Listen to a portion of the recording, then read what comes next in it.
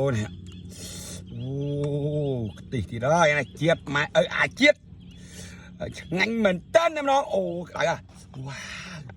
anh ấy cái hai thà súp buông say dùng ổn á một con khai bạn hồ bê chẳng tôi là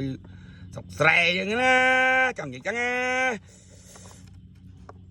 wow wow wow wow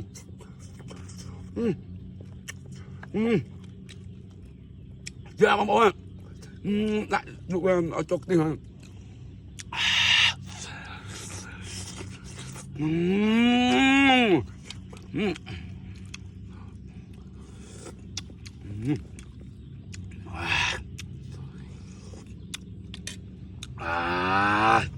chuyện nào